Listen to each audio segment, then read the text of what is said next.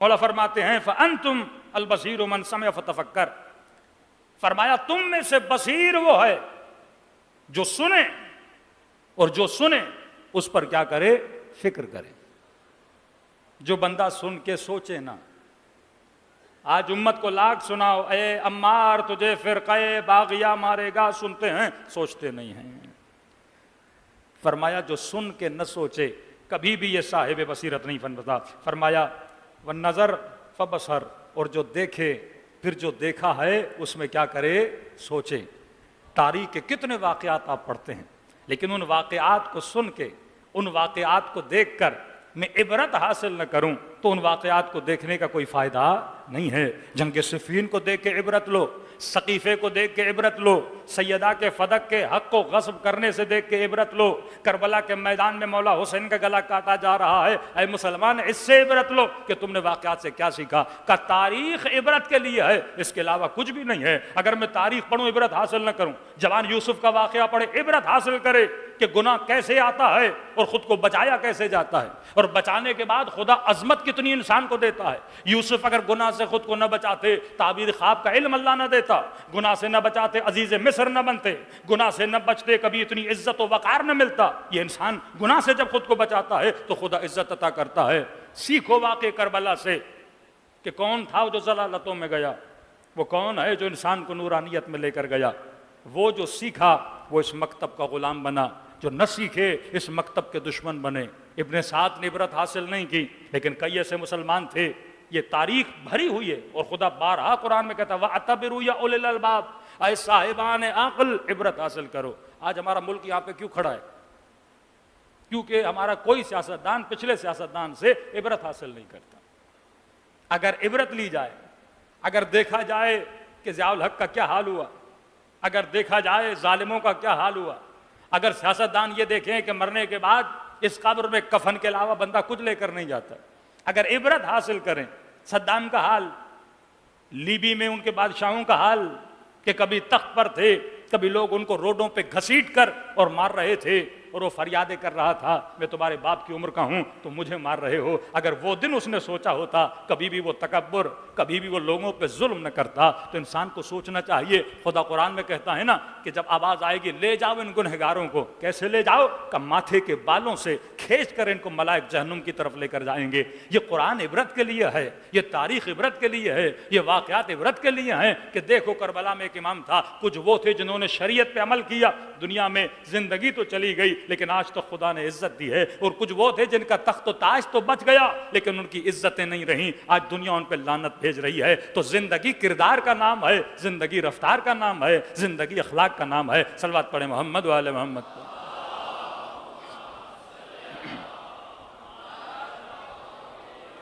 وقت کیونکہ بہت ہے، پھر مولا فرماتے اس کا نتیجہ ثم سلک جددا واضحا، اور جو انسان صاحب بصیرت بنتا ہے خدا اس کے لیے ایک راستہ بناتا ہے، اس کی آنکھوں سے اس کو نور نظر آتا ہے کہ میں نے کس راستے پہ چلنا ہے اور کس راستے پہ نہیں چلنا۔ اب بصیرت کی 3 اقسام ہیں، بصیرت اخلاقی، بصیرت دینی اور بصیرت سیاسی۔ اخلاق میں بصیرت بنوں، اپنے دین میں بصیرت بنوں، اور سیاست میں بصیرت بنوں۔ یا سیاست العباد، اہل بیت کا لقب ہے کہ اللہ کے بندوں میں سب سے بہترین سیاست کرنے والے۔ لوگ سمجھتے ہیں اہل بیت نے سیاست نہیں کی تھی، ان کو سیاست نہیں آتی تھی۔ وہ جو سیاست امام نے کی ہے وہ دشمن سمجھ ہی نہیں پایا۔ یہ سیاست ہوتی ہے کہ یزید ایسی سیاست کرے کہ آج ہر بندہ لعنت بھیجے۔ سیاست تو یہ ہے نا کہ تا قیامت حسین کا نام زندہ ہے۔ یہ سیاست الہی ہے، ایک سیاست شیطانی ہے۔ تو فرمایا بندہ بصیرت اخلاقی، امیر المومنین کا فرمان انشاءاللہ کل کی مجلس میں سنائیں گے۔ بصیرت دینی، کہ آج اتنے شبہات ہیں، کئی ایسے زمان کہتے ہیں مولا علی کے زمانے میں حق واضح تھا، لوگ علی کی طرف، امام حسن مولا حسن، امام حسین 11ویں امام کی طرف جانا، لیکن کہ ہم جو غیبت کبریٰ میں ہیں ہمیں امام نظر نہیں آ رہے، لاکھ لوگ لاکھ باتیں کرنے والے، ہمیں سمجھ نہیں آتا ہم کس سمت میں جائیں۔ یہ ہے بصیرت دینی کہ انسان کو پتا ہو کہ اس زمانے میں حق کیا ہے اور میں کس طرح حق کو پہچانوں تاکہ میں پٹڑی سے نیچے نہ اتروں۔ بصیرت سیاسی بھی یہی ہے۔ شیعوں کے اندر کتنے سیاسی اختلافات ہوتے ہیں، وہی ان اختلافات میں خود کو بچا لیتا ہے جس کے اندر بصیرت سیاسی ہوتی ہے۔ بڑے بڑے لوگ متقی، پرہیزگار، خود کو نظریات بولنے والے، انہوں نے شیعہ کی سیاست کا بیڑا غرق کر دیا کیونکہ ان کے اندر بصیرت سیاسی نہیں تھی۔ جب تک یہ تین بصیرتیں انسان میں نہیں آتی تب تک انسان اپنے اندر وہ صفات پیدا نہیں کر سکتا جو صفات اصحاب امام حسین میں تھی۔ صلوات پڑھے محمد وآل محمد۔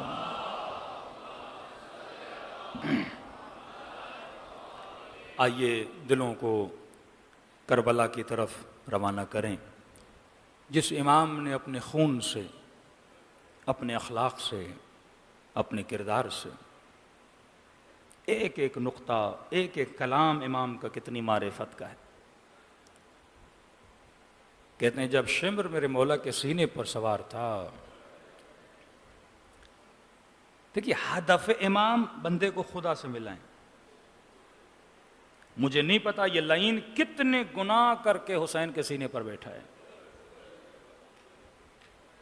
اور مولا فرماتے ہیں شمر اب بھی وقت ہے،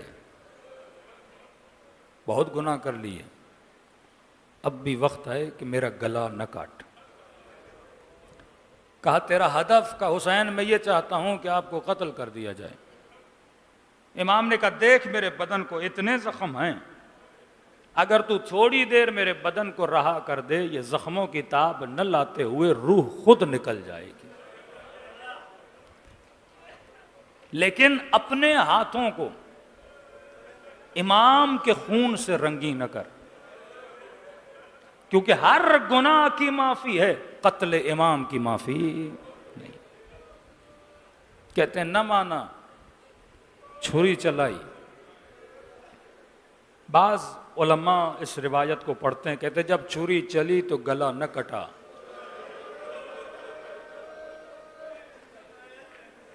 یہ معجزہ دکھلایا شاید امام نے کہ یہ سمجھ جائے کہ یہ گلا کس کا گلا ہے۔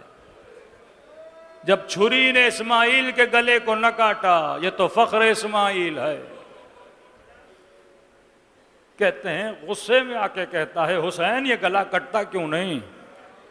امام نے کہا یہ وہ جگہ ہے جہاں میری ماں زہرا بوسے دیا کرتی تھی، جہاں میرا نانا بوسے دیا کرتا تھا۔ اب مجھ میں تو تاب نہیں ہے کہ میں بتاؤں اس نے گلے کو کیسے کاٹا۔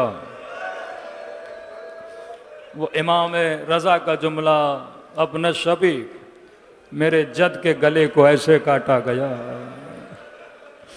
پس گردن حسین کے گلے پہ چھری چلانے لگا۔